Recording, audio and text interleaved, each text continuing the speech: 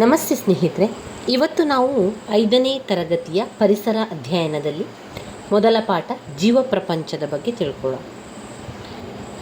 ಪರಿಸರ ರಕ್ಷಣೆ ನಮ್ಮೆಲ್ಲರ ಹೊಣೆ ಎನ್ನುವಂತಹ ಘೋಷಣೆ ನಾವೆಲ್ಲರೂ ಕೂಡ ಕೇಳಿದ್ದೇವೆ. ಪರಿಸರ ಎಂಬ ಪದ ಕೂಡ ನಮಗೆಲ್ಲರಿಗೂ ಕೂಡ ಗೊತ್ತಿರುವಂತಹ ಒಂದು ವಿಚಾರ. ಪರಿಸರ ಅಂದರೆ ಏನು? ಪರಿಸರ ಅಂದರೆ ನಮ್ಮ ಸುತ್ತಮುತ್ತಲು ಕಂಡುಬರುವ ಅಂಶಗಳು. ನಮ್ಮ ಸುತ್ತಮುತ್ತಲು ಕಂಡುಬರುವಂಥ ಅಂಶಗಳು ಅಂತ ಬಂದಾಗ ಯಾವುದೆಲ್ಲ ಬರ್ತದೆ ಅದರಲ್ಲಿ? ಗುಡ್ಡ, ಕಾಡು, ನದಿ, ಝರಿ, ತೊರೆ, ಜೇನುಹುಳ, ಕೀಟಗಳು, ಹದ್ದು, ಹಾವು, ಮಣ್ಣು, ಬೆಳಕು, ಪಕ್ಷಿಗಳು, ಪ್ರಾಣಿಗಳು, ಈ ರೀತಿಯಾಗಿ ಎಲ್ಲ ವಿಷಯಗಳು ಬರುವಂಥ ಅಂಶಗಳು ಪರಿಸರ. ಇನ್ನು ಕೆಲವೊಂದು ಮುಖ್ಯವಾದಂತಹ ವಿಚಾರಗಳು ಈ ಪಾಠದಲ್ಲಿ ನಾವು ಓದ್ಕೊಳ್ಬೇಕಾಗಿರುವಂಥದ್ದು: ಜೀವಿಗಳು ಹಾಗೂ ನಿರ್ಜೀವ ವಸ್ತುಗಳನ್ನು ಗುರುತಿಸುವಿಕೆ, ಜೀವಿಗಳ ಪ್ರಮುಖ ಲಕ್ಷಣಗಳನ್ನು ತಿಳಿಯುವುದು, ಸಸ್ಯದ ಆಹಾರ ತಯಾರಿಕೆಯ ಕ್ರಮ, ಜೀವನ ಚಕ್ರ ಹಾಗೂ ವಿವಿಧ ಬಗೆಯ ಸಸ್ಯಗಳ ಪರಿಚಯ, ಆಹಾರ ಸೇವನೆಯ ಆಧಾರದ ಮೇಲೆ ಪ್ರಾಣಿಗಳನ್ನು ವಿಂಗಡಿಸುವುದು, ಸಸ್ಯ ಮತ್ತು ಪ್ರಾಣಿಗಳ ಸಂರಕ್ಷಣೆಯ ಮಹತ್ವವನ್ನು ತಿಳಿಯುವಂಥದ್ದು. ಇಲ್ಲಿ ಒಂದು ಕಥೆಯನ್ನು ಕೊಟ್ಟಿದ್ದಾರೆ. ಸೋಮಣ್ಣ ಒಬ್ಬ ಸೋಮಾರಿ. ತನ್ನದೇ ಸ್ವಲ್ಪ ಹೊಲವಿದ್ದರೂ ಒಂದು ದಿನವೂ ಹೊಲದ ಕೆಲಸ ಮಾಡಿದವನಲ್ಲ. ಅವರಿವರು ಕೊಟ್ಟದ್ದನ್ನಷ್ಟೇ ಪಡೆದು ಬದುಕುತ್ತಿದ್ದ. ಅವನಿಗೆ ಶೇಂಗಾ ಎಂದರೆ ಪಂಚಪ್ರಾಣ. ಹುರಿದ ಶೇಂಗಾ ಅಂತ ಹೇಳಿದರೆ ತುಂಬಾ ಪ್ರೀತಿ.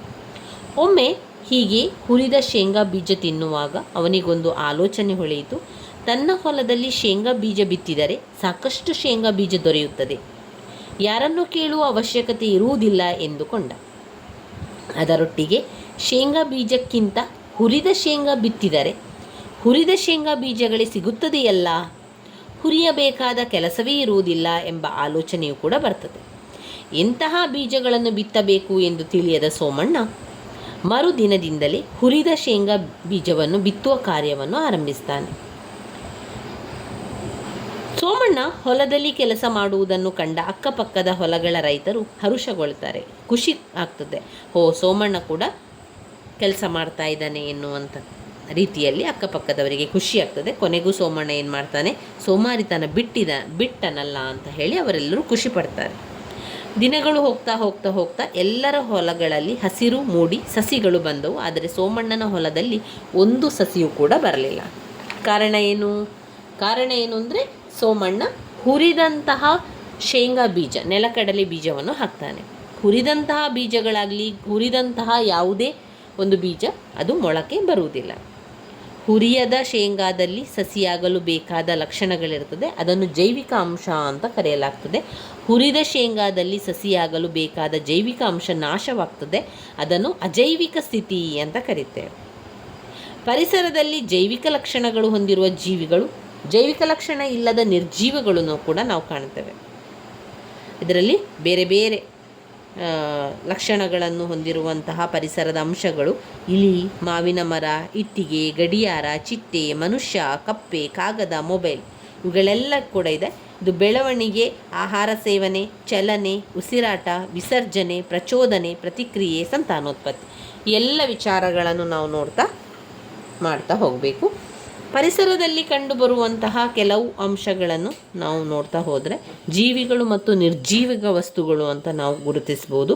ಪರಿಸರದ ಅಂಶಗಳಲ್ಲಿ ಪಕ್ಷಿಗಳು, ಮಾವಿನ ಮರ ಜೀವಿಗಳಾಗಿರ್ತದೆ. ಹಾಗೆ ನಿರ್ಜೀವಿಗಳು ಬಲೂನು, ನೀರು, ಬಂಡಿ, ಪೆನ್.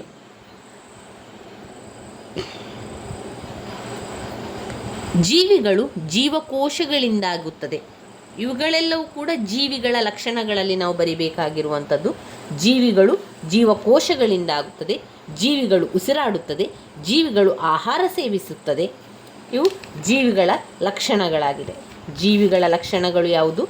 ಜೀವಿಗಳ ಲಕ್ಷಣಗಳು: ಒಂದು, ಜೀವಿಗಳು ಜೀವಕೋಶಗಳಿಂದಾಗಿದೆ, ಜೀವಿಗಳು ಉಸಿರಾಡುತ್ತದೆ, ಜೀವಿಗಳು ಆಹಾರ ಸೇವಿಸುತ್ತದೆ ಎನ್ನುವಂಥದ್ದು ಜೀವಿಗಳ ಲಕ್ಷಣಗಳಲ್ಲಿ ಬರೀಬೇಕು. ಹಾಗೆ ಜೀವಿಗಳು ಚಲಿಸುತ್ತದೆ, ಜೀವಿಗಳು ವಿಸರ್ಜನೆ ಮಾಡುತ್ತದೆ, ಜೀವಿಗಳು ಪ್ರಚೋದನೆಗೆ ಪ್ರತಿಕ್ರಿಯಿಸುತ್ತದೆ. ಜೀವಿಗಳು ಪ್ರಚೋದನೆಗೆ ಪ್ರತಿಕ್ರಿಯಿಸುತ್ತದೆ. ಜೀವಿಗಳು ಜೀವಿತಾವಧಿಯನ್ನು ಹೊಂದಿದೆ.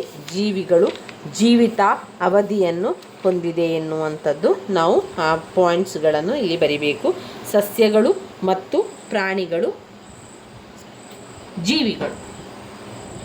ಪರಿಸರದಲ್ಲಿ ಕಾಣುವ ಇವುಗಳನ್ನು ಜೀವಿಗಳು ಎಂದು ನಿರ್ಧರಿಸಲು ಕೆಲವು ಲಕ್ಷಣಗಳನ್ನು ನೋಡ್ಬೋದು. ಒಂದು, ಜೀವಿಗಳು ಜೀವಕೋಶಗಳಿಂದಾಗಿದೆ ಎನ್ನುವಂಥದ್ದು. ನಾವು ಪ್ರತಿಯೊಂದು ಪಾಯಿಂಟ್ಸ್ಗಳನ್ನು ತಿಳಿತಾ ಮುಂದೆ ಹೋಗುವ. ಜೀವಿಗಳು ಜೀವಕೋಶಗಳಿಂದ ತಯಾರಾಗ್ತದೆ. ಅಂದರೆ ಸಸ್ಯಗಳು, ಪ್ರಾಣಿಗಳ ಜೀವಕೋಶಗಳು ಈ ಒಂದು ಚಿತ್ರದಲ್ಲಿ ನೀವು ನೋಡ್ಬೋದು. ಸಸ್ಯದ ಜೀವಕೋಶ ಮತ್ತು ಪ್ರಾಣಿಯ ಜೀವಕೋಶ ಆಗಿದೆ. ಈಗ ಉದಾಹರಣೆಯಾಗಿ ನಮಗೆ ಒಂದು ಮನೆ ಕಟ್ಟಬೇಕು ಅಂತಾದರೆ ನಮಗೆ ಅಲ್ಲಿ ಇಟ್ಟಿಗೆ, ಸಿಮೆಂಟು, ನೀರು, ಕಬ್ಬಿಣ ಎಲ್ಲ ಬೇಕು. ಆದರೆ ಮಾತ್ರ ಮನೆಯನ್ನು ತಯಾರು ಮಾಡಲಿಕ್ಕೆ ಸಾಧ್ಯ.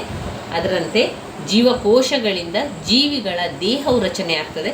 ಜೀವಕೋಶಗಳ ಬಗೆಗಿನ ಹೆಚ್ಚಿನ ಮಾಹಿತಿಯನ್ನು ನಾವು ಮುಂದಿನ ಒಂದು ವಿಡಿಯೋದಲ್ಲಿ ತಿಳಿತಾ ಹೋಗುವ ಸ್ನೇಹಿತರೆ. ನನ್ನ ವಿಡಿಯೋಸ್ ಎಲ್ಲ ನಿಮಗೆ ಇಷ್ಟ ಆಗಿದ್ದರೆ ಲೈಕ್ ಕೊಡಿ, ಶೇರ್ ಮಾಡಿ, ಸಬ್ಸ್ಕ್ರೈಬ್ ಮಾಡಲಿಕ್ಕೆ ಮರಿಬೇಡಿ. ಧನ್ಯವಾದಗಳು.